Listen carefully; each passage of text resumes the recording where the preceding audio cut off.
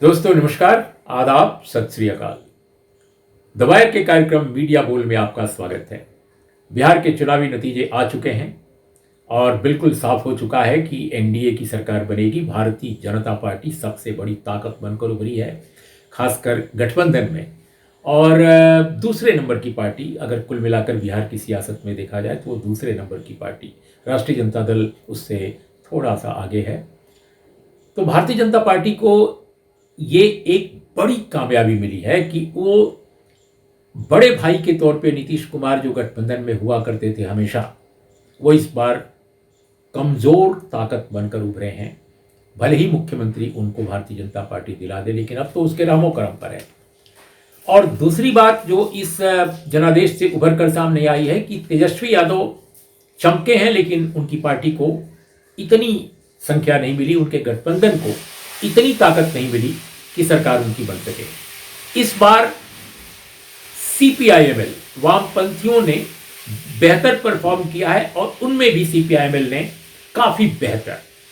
अभी तक ये उसकी सबसे बड़ी संख्या है। 12 सीटें जीतना कोई आसान काम नहीं है एक ऐसे दल के लिए जिसका चुनावी इतिहास बहुत पुराना नहीं है और चुनावों को लड़ने का अनुभव भी उतना पुराना नहीं है जितना दूसरे दलों का है।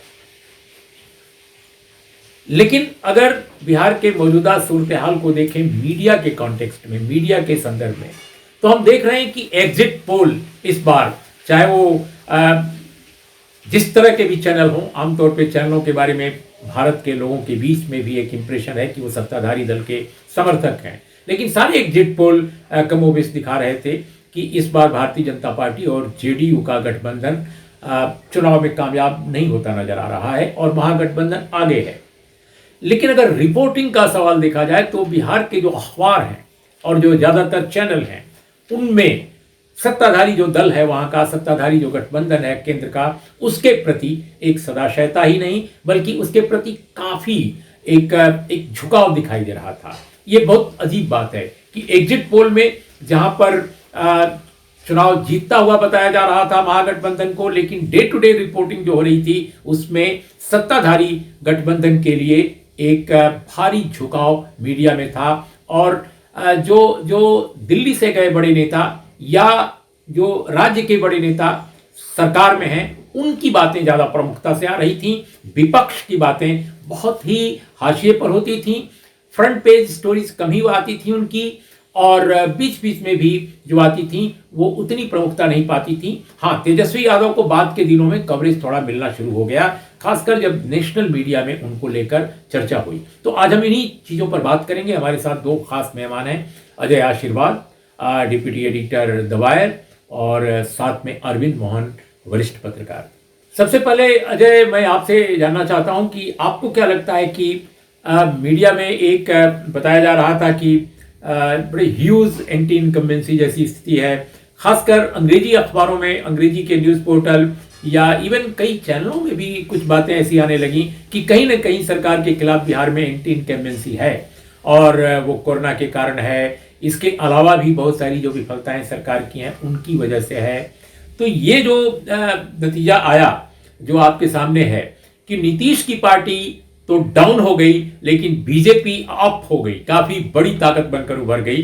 तो ये क्या आपको लग रहा है कि क्या इलेक्शन में जो मीडिया कवरेज था उसमें इस चीज को क्या नहीं समझा जा रहा था? हालांकि बहुत सारे लोग कह रहे थे कि नहीं, बीजेपी उतना लॉस बीजेपी को नहीं होगा, लेकिन फिर भी एंटी इनकम्बेंसी का जो फैक्टर है मीडिया में, जो बार बार जो कहा जा रहा था, उसको लेकर क्या आपका आकलन है? बिहार में रिपोर्टिंग करने के दौरान ये बात मुझे एकदम स्पष्ट हो गई थी कि ये जो एंटी इनकम्बेंसी सेंटिमेंट है वो पूरी तरीके से जदयू और खास करके नीतीश कुमार के अगेंस्ट था। और जहाँ जहाँ मैंने पूछा कि आप मोदी सरकार या भाजपा को किस तरीके से देखते हैं, तो लोगों ने एक बड़ी पॉजिटिव प्रक्रिया दिखाई। और जहाँ जहाँ साउथ बिहार ले लीजिए या सेंट्रल बिहार या नॉर्थ बिहार भी ले लीजिए, वहाँ पर सभी एक तरीके से मोदी सरकार और बीजेपी को एक एक ठीक ही नज़रों से देख रहे थे। उनका ये कहना था कि सेंटर जो है वो डेवलपमेंट के फंड स्टेट गवर्नमेंट को भेज रहा है, मगर स्टेट गवर्नमेंट से उनके पास आते-आते वो पैसा कहीं गायब हो जा रहा है। पेटी करप्शन की बात लगातार वहाँ की जनता कर रही थी। दूसरी बात ये थी कि बीजेपी ने अपने आप को जेडीयू से आखिरी वक्त तक आते-आते पूरी तरीके से ही डिस्टेंस कर लिया था। आप उनके पोस्टर्स को देखें, आप उनके कैंपेन्स को देखें या आप उनके वर्कर्स को भी ग्राउंड में देखें, वो पूरी तरीके से जेडीयू से एक दूरी बना के चले और खुल अपने अपनी कैंपेन में लगे रहे। कई सारे सीटों में फर्स्ट फेज़ में हमने देखा कि जेडीयू के जो कैंडिडेट्स हैं, उनके समर्थन में बीजेपी का कार्यकर्ता नहीं उतरा। और ये बीजेपी के समर्थन का क्या मतलब है, उसका मैंने एक तरीके से दिखाया देखा कि ये जो मोदी या बीजेपी एक तरीके से फैक्टर ही नहीं थे इलेक्शन में। जो पूरी जो एंटी इनकम्बेंसी या जो बदलाव का जो कॉल था ज़मीन पर, वो सिर्फ़ और सिर्फ़ ये था कि नीतीश कुमार को इस बार हटाना है।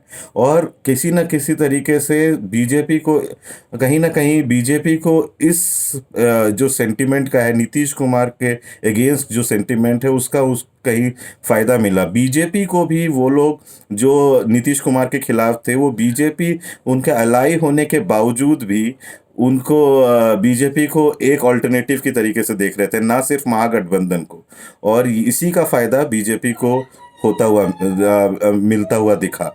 और अगर आप सीट का आकलन करें तो बीजेपी का की ये जो 74-75 जो सीट जीते हैं वो लोग, उसमें कहीं जेडीयू का बहुत ही समर्थन रहा। अब बीजेपी जहाँ-जहाँ लड़ी, वहाँ पर जेडीयू का जो अपना वोट बैंक है, ईबीसी और महादलित का, वो ट्रांसफ़र होता हुआ दिखा। लेकिन जहाँ जेडीयू लड़ रही थी, जेडीयू के सीटों पे बीजेपी का जो समर्थन है, बीजेपी का जो अपना अपर कास्ट का एक ट्रेडिशनल सपोर्ट है, वो जेडीयू की तरफ शिफ्ट नहीं हुआ। वो जो अपर कास्ट का जो वो सपोर्ट है, जो नीतीश से गुस्से में था, वो कहीं लोजपा को गया, कहीं दूसरे इंडिपेंडेंट्स को गया, कहीं पर वो दूसरे इस तरीके से सीटों पर गया।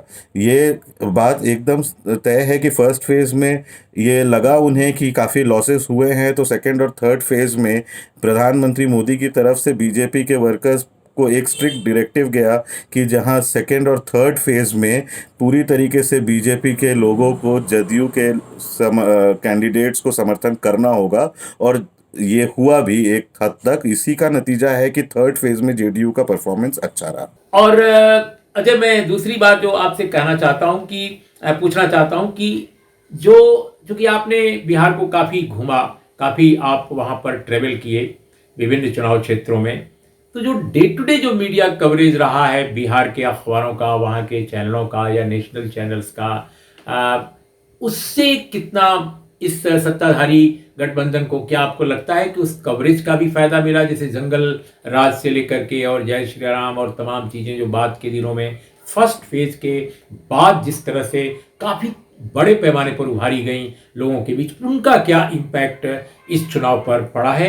या वाकई ये दूसरी रणनीतिक जो योजनाएं रही हैं सत्ताधारी गठबंधन की, उसकी कामयाबी है? मीडिया कवरेज की अगर बात करें तो ये बहुत ही चौंकाने वाली बात है कि जब दिल्ली के पत्रकार जब कैंपेन शुरू होने के बाद पटना गए और लोग वहाँ जायज़ा किया ज़मीन का, तो ही ये जो एंटी इनकम्बेंसी की जो बात है, जो नीतीश के प्रति जो गुस्सा है, वो कहीं बाहर आकर निकली। उससे पहले तक पटना में बैठा हुआ जो रीजनल मीडिया है, वो पूरी तरीके से इस बात को उठा नहीं रहा था, वो ज़मीन पर घूम नहीं रहा था, लोगों से बात नहीं कर रहा था। तो अब वो किस कारण की वजह से हुआ है, वो तो मैं नहीं, उसके बारे में मैं नहीं बता पाऊँगा। लेकिन मैं अपना एक एक्सपीरियंस आप लोगों से शेयर करना चाहता हूँ। मैं एक महागठबंधन ने जब तेजस्वी के नेतृत्व में जो अपना संकल्प पत्र निकाला, कॉमन मिनिमम एजेंडा, और वहाँ पर उन्होंने ये रोज़गार की बात की, शिक्षा की बात की और कई सारे इस तरीके से जो मुद्दों की बात की जो बिहार के बारे में, तो वहाँ के जो लोकल पत्रकार थे वो लगातार वो इन इन मुद्दों पर सवाल नहीं पूछकर वो लगातार जो बीजेपी के जो एजेंडा के जो प्रश्न है, चाहे वो जिन्ना की बात हो, चाहे वो माइनॉरिटी अपीसमेंट के जो का सवाल जो है उठाते हैं बीजेपी, इन्हीं प्रश्नों में उन्होंने तेजस्वी को घेरने की कोशिश की। उस जिस दिन उन्होंने संकल्प पत्र घोषित किया, तो उस दिन वो जो जाले से कांग्रेस के कैंडिडेट लड़े थे, जो अलीगढ़ मुस्लिम यूनिवर्सिटी के स्टूडेंट्स यूनियन प्रेसिडेंट भी थे, मंसूर हसन या क्या, तो उसमें उनका वो विवाद छिड़ा हुआ था कि वो जिन्ना के सपोर्टर है, और सारा सवाल इस पे पूछा गया, ना कि बेरोजगारी या उनके 10 लाख जॉब्स, यही सारी चीज़ें पूछा गया। तो ये पटना का जो ये पूरा जो मीडिया इकोसिस्टम है, वो एक तरीके से उनका झुकाव जो है वो नीतीश और बीजेपी के प्रति खुलेआम साफ दिखता है। नहीं तो दिल्ली के पत्रकारों को जाकर वहाँ पर इस एंटी इनकम्बेंसी की बात करने की ज़रूरत नहीं होती। वहाँ का ही मीडिया जो वहीं रहता है, वो पिछले कई सारे महीनों से, 6 महीनों से जब एंटी इनकम्बेंसी की बात हो रही थी, तो उन्होंने पलायन की बात की, उन्होंने लॉकडाउन में किस तरीके से उनकी नौकरियां चली गई उसकी बात की। ये सारी खबरें कहीं ना कहीं हिंदी मीडिया वहाँ पटना बिहार के मीडिया से गायब रहा, और वहाँ के जर्नलिस्टों से इंटरेक्ट करके ये बिल्कुल साफ मालूम चल गया कि उनको रिपोर्टिंग करने की एकदम बिल्कुल ही आज़ादी नहीं दी जाती है। तो लेकिन जब चुनाव कवरेज के दौरान भी हमने देखा कि जिस तरीके से नेशनल मीडिया का एक सेक्शन रिपोर्ट कर रहा था इस पूरे एंटी इनकम्बेंसी को, कि महागठबंधन का एक धीरे धीरे एक कैंपेन उठकर खड़ा हो चुका है और बहुत ही एनर्जेटिक कैंपेन है, और ये एनडीए के लिए इतना आसान चुनाव नहीं है। मैं आपको याद दिला दूं कि कैंपेन शुरू होने से पहले तक यही थियरी दी जा रही थी कि एनडीए के लिए चुनाव एकदम वॉकओवर है, महागठबंधन का कोई चांस नहीं है, क्योंकि नीतीश और बीजेपी महागठबंधन के ऊपर बहुत भारी पड़ेंगे और एकदम आराम की मेजॉरिटी जीत कर लेंगे, जबकि वो रियलिटी थी नहीं। महागठबंधन काफ़ी स्ट्रॉन्ग तरीके से लड़ रही थी। ये नैरेटिव जो है चुनाव के दौरान ही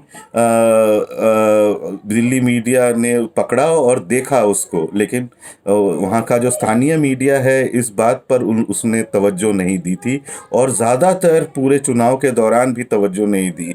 वहाँ पर जो लोकल टीवी चैनल्स है वो लगातार इस बात का एनालिसिस नहीं कर रहे थे। वो क्या कर रहे थे, वो गांव-गांव जा रहे थे और लोगों से पूछ रहे थे कि आप किस बेसिस पे वोट देंगे, और उसमें वॉक्स पॉप टाइप की ही जर्नलिज्म उन्होंने की, लेकिन पैटर्न पकड़ने की कोशिश नहीं की। अजय, आप अगले 5 वर्षों का अगर मैं आपसे जानना चाहूं बिहार की राजनीति का सूरत हाल, आप कैसा देख रहे हैं आज के दौर में, जब नीतीश कुमार एक छोटी पार्टी बन गए हैं और बड़ी पार्टी उनका जो गठबंधन सहयोगी भाजपा है, ये क्या बिहार की राजनीति में क्या तस्वीर होगी, और तेजस्वी यादव और वामपंथियों का जो गठबंधन है कांग्रेस के साथ, वो क्या स्थिति उसकी बनेगी, कैसा सूरत हाल आप देख रहे हैं? मैंने अपने एक इस रिपोर्ट में बिल्कुल इस बात को साफ कर दिया था कि चुनाव के नतीजे चाहे जो भी हो, बीजेपी हारे या नहीं हारे, मगर आने वाले 5 सालों की जो राजनीति है वो इसी तरीके की दिखती है कि एक हिंदुत्व का जो एक पोल है वो बिहार में उठकर खड़ा हो जाएगा। क्यों, इसलिए मैंने ये बात कही कि जब मैंने ये देखा कि बीजेपी के खिलाफ कोई एंटी इनकम्बेंसी सेंटिमेंट नहीं है। ऐसा लग रहा था कि जैसे सुशील मोदी और बीजेपी नीतीश सरकार का पार्ट ही नहीं थे। तो और उसके बाद जो ये सारी चीज़ें बात हुई कि बीजेपी, ऐसे बहुत सारे एलिगेशंस बीजेपी पर खुद लगे कि लोजपा को खड़ा करने में बीजेपी का बहुत बड़ा हाथ है। जो छोटे छोटे जो गठबंधन तैयार हुए थे, पीडीए पप्पू यादव का या उपेंद्र कुशवाहा का, ये भी किसी न किसी तरीके से बीजेपी ने प्रॉप अप किए थे, चाहे पैसे के बल पे हो या मनी के या मसल के बल पे हो। तो ये जो नीतीश को कॉर्नर करने का एक जो कॉन्स्पिरेसी जिस तरीके से बताई जा रही थी, प्लस उसके बाद ऐसा कुल मिलाकर लग गया था कि चुनाव के नतीजे एनडीए जीते या हारे, मगर जदयू छोटी पार्टनर हो जाएगी और बीजेपी उसमें सीनियर पार्टनर हो जाएगी, जैसा कि हुआ। और उससे एक ये नतीजा होता है कि बीजेपी एक छोटी सी संगठन से आज उठकर एनडीए की बड़ी पार्टनर हो गई है और उनको मजबूरन नीतीश कुमार को सीएम बनाना पड़ेगा, क्योंकि नीतीश कुमार ने अभी भी अपनी बार्गेनिंग पावर इंटैक्ट रखी है 40 और 45 सीट लेकर। मगर यह है कि हिंदुत्व का जो पोल खड़ा करने की कोशिश बीजेपी की लगातार रही है। आपने ये जितने भी बीजेपी रेबल से मैंने चुनाव के दौरान बात किया, उनका सभी का ये कहना था कि हर सीट पर हम 5 साल लगातार काम करते हैं और उसके बाद इस गठबंधन की वजह से उनका टिकट कट जाता है और वो सीट जेडीयू को चला जाता है। तो उससे वो काफ़ी नाखुश थे और उसी की वजह से बीजेपी के इतने सारे रेबल्स थे जो कि जेडीयू को हराना चाहते हैं थे। तो जब ये बात कल साफ भी हुई कि एनडीए बीजेपी सबसे नंबर 1 पार्टी हो सकती है, हालांकि लास्ट में राजद हुई, लेकिन एनडीए के अंदर वो सीनियर पार्टनर हो गई। कई सारी ऐसी आवाज़ें बिहार से आई जहां पर उन्होंने ये कहा कि बीजेपी का मुख्यमंत्री होना चाहिए और अमित शाह को भी हस्तक्षेप करना पड़ा कि चाहे जो भी नंबर्स हो नीतीश कुमार ही सीएम बनेंगे।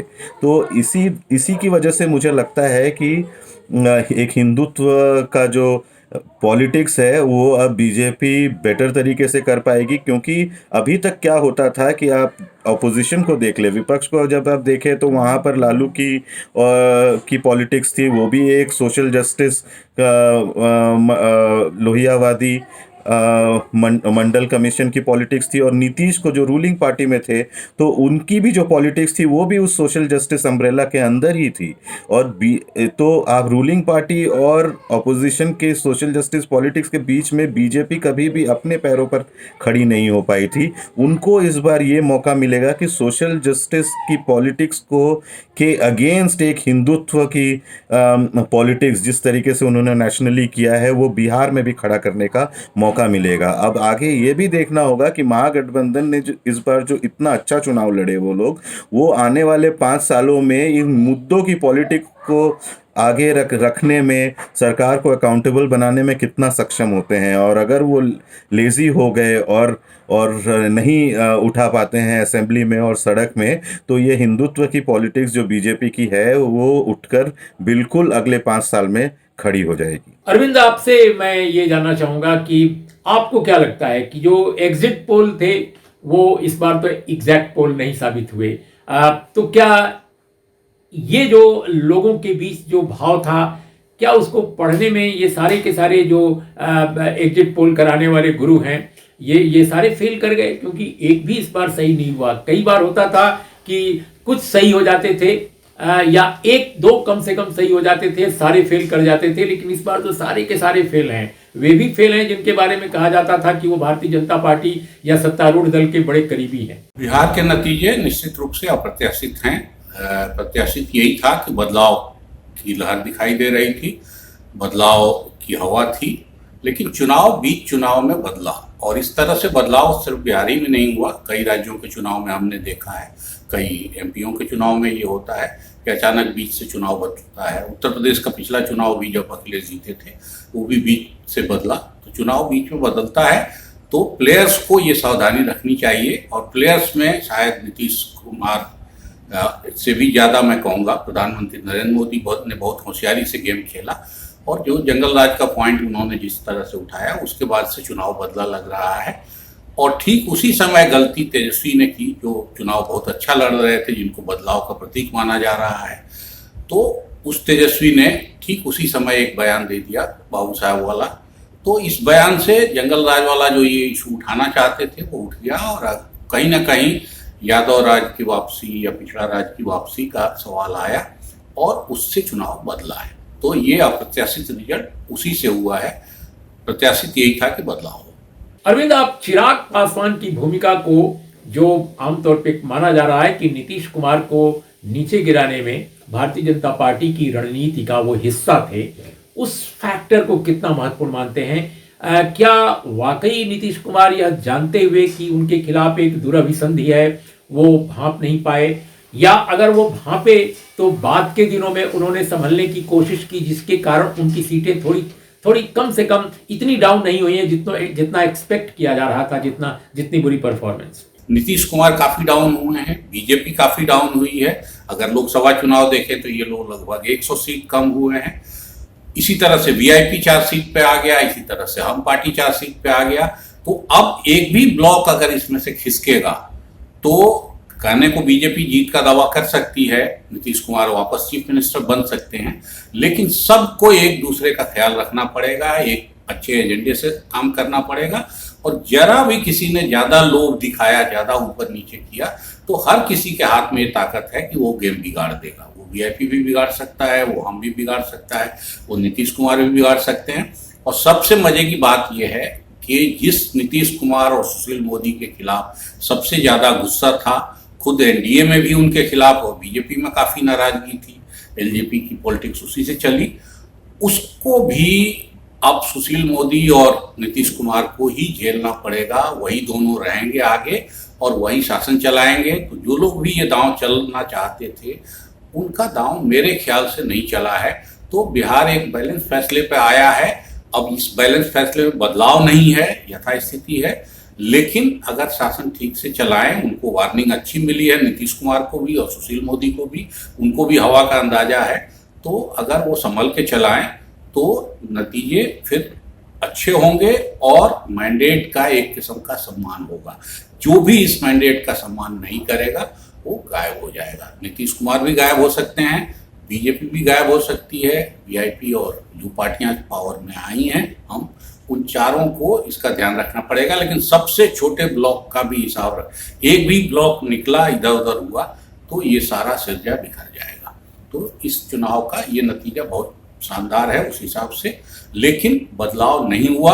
ये मैंडेट नहीं है, ये एक फैसला है, ये कोई जनादेश ओपन नहीं दिखाई दे रहा है, ये एक किस्म का फैसला है। और उस फैसले में हो सकता है कि सरकार का भी अपना रोल रहा हो, उसमें पिछली उपलब्धियों का भी योग हो और अभी के शासन का भी योग हो जिसका आरोप लग रहा है। और बिल्कुल आखिर में अरविंद, आपसे मैं समझना चाहूंगा कि महागठबंधन जो शुरुआती दौर में बढ़त बनाए दिखा, आखिर वो इस तरह क्यों गिरा? ये जो उसका फॉल है, इतना जो आगे वो नहीं बढ़ सका, सत्ता पर लग रहा था जैसे कोई लहर है, 150 160 सीटों का अनुमान लगाया जा रहा था। लेकिन अगर 5-10 सीटों में मैनिपुलेशन किया भी हो मौजूदा सत्ताधारियों ने, तो भी उनकी सरकार मुझे लगता है कि शायद बन नहीं पाती, या बनती तो बहुत मुश्किल से बनती।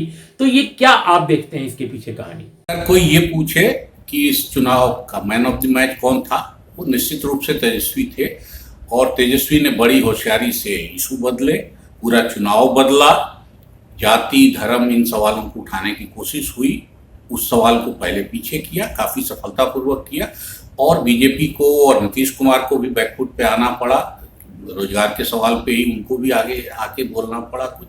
वो अपनी जगह उन सब चीज़ों का है, एक हल्की गलती से वो पीछे हुए हैं। और उससे भी ज़्यादा मेरा मानना है कि कैडर और आइडियोलॉजी के मामले को इग्नोर करने से आरजेडी और कांग्रेस ये पीछे गए हैं। अगर पार्टियों का इमरजेंस आप देखेंगे तो दो ही खेमे पे ताकत दिखाई देती है, एक लेफ्ट पार्टियों की ताकत बड़ी दिखाई देती है, दूसरी बीजेपी की ताकत बड़ी दिखाई देती है पिछले असेंबली के तुलना में। तो ये दोनों ताकत इसलिए बड़ी है कि ये दोनों ऑर्गेनाइज्ड हैं, दोनों की आइडियोलॉजी है, दोनों के पास संगठन है। बीजेपी के पास संगठन के साथ काफी साधन भी हैं, मैनेजमेंट का कौशल भी है। इस चुनाव ने निश्चित रूप से मैनेजमेंट कौशल वर्सेस नेचुरल पॉलिटिक्स की भी एक लड़ाई चली, जिसमें मैनेजमेंट कौशल सफल हो गया। लेकिन संगठन और आइडियोलॉजी की बात आरजेडी को, कांग्रेस को और जेडीयू को, इन तीनों को सीखना पड़ेगा और तभी पॉलिटिक्स पूरी होगी। इतनी ही इस चुनाव के लिए मैसेजिंग है, और महागठबंधन के लिए और भी, क्योंकि वो बड़ी पार्टी है, अभी उसके यहाँ आइडियोलॉजी और संगठन की ज्यादा जरूरत है। दोस्तों, आपने हमारी दोनों मेहमानों की बात सुनी, और दोनों बहुत ही सीनियर जर्नलिस्ट हैं। अरविंद अजय आशीर्वाद ने तो काफ़ी बिहार का दौरा किया है, ज़मीन पर वो गए हैं, उन्होंने समझा है वहाँ की लड़ाई को।